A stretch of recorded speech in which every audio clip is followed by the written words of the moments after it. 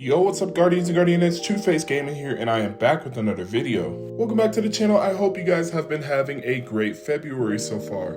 As you can see, we're on Europa. It is always freezing cold on Europa, and it is always freezing cold in February in general, so I think now is the perfect time to make a stasis build.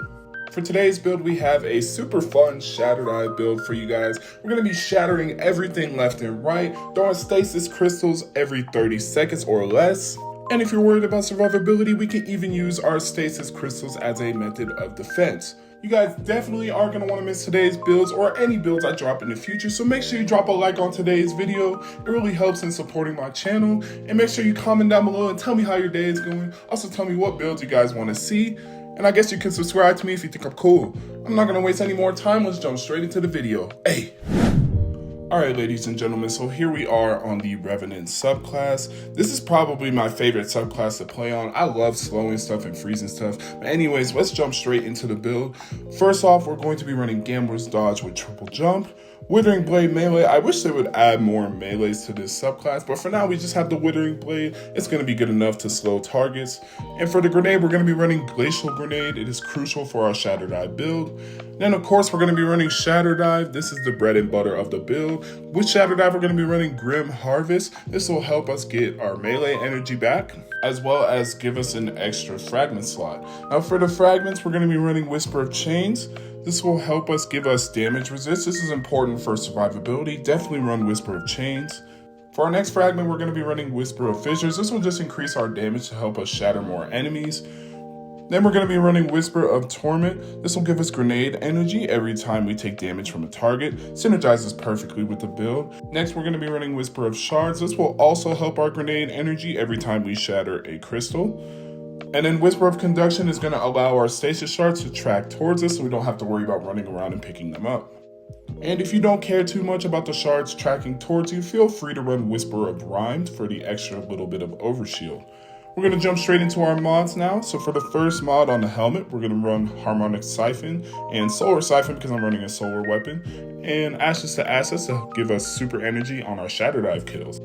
On the arms, we're going to be running a Stasis Loader along with a Impact Induction and Firepower. On the chest piece, we're going to run whatever resistance for your activity. On the legs, we're going to be running an Innervation along with the Recuperation and an Absolution. These three mods will help you get your grenade back faster, and the Recuperation will help you get your health back. And on the class item, we're going to be running 2 copies of Bomber and a Powerful Attraction. The Powerful Attraction will help our orbs track towards us when we dodge, and the Bomber will give us grenade energy when we dodge. This combo is how we can get emergency healing and emergency grenade energy whenever we use our class ability. Stat allocations are going to be towards Resilience, Discipline, and then anything after that will be towards Recovery. No, pause. Did I just catch you not subscribed to the channel? You know better than that. Hit the subscribe button. Post notifications. I better catch you subscribed in the next video. Let's get back to it. Hey. Our exotic of choice is going to be Verglass Curve. This is an amazing bow that will synergize with our build perfectly. The exotic trait states that final blows with this weapon grant stasis arrows. Your next hip fire shot will fire all of them in a single volley. And then the secondary trait Hailstorm states that direct hits with stasis arrows freeze combatants and slow opposing guardians. But that's not the important part. The important part is that when you fire it on the ground, it will spawn a stasis crystal. This is going to be the main function that we're going to be using. Now for the energy and heavy slot, it is personal preference. I'm going to be running a heliocentric because the lost sector that I'm doing has barrier champions. Also heliocentric will help with the heal clip. Heal clip weapons are super strong with this build, so that is what I'm running.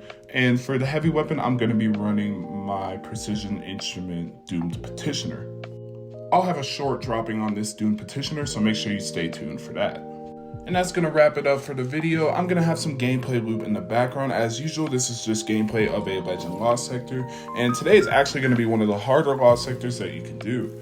And for those of you that might be worried about this build in endgame content for survivability, I use this build a second way in this video. You can use it as a SHATTERDIVE build, and of course it wrecks enemies as a SHATTERDIVE build. But if you don't want to put yourself in danger, you can also just spawn your crystal next to you and it'll give you a permanent 40% resist. Pair that with 100 resilience and you're going to be really hard to kill in endgame content. The only thing I'm not going to recommend this build for is for solo flawlessing dungeons and solo GMs. In those kinds of content, you want as much healing as possible, and this just does not provide as much healing as those other builds like the solar builds. While this build could hold its own in those contents with the amount of resist that you're getting with the crystals, for me personally it's just not enough healing. Like I said, I prefer to have as much healing as possible on my solo builds. But this is still a phenomenal build in every other aspect of the game.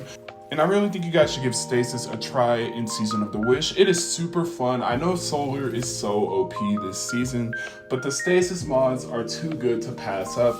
I would definitely try making a build and giving it a try. See if it's your cup of tea.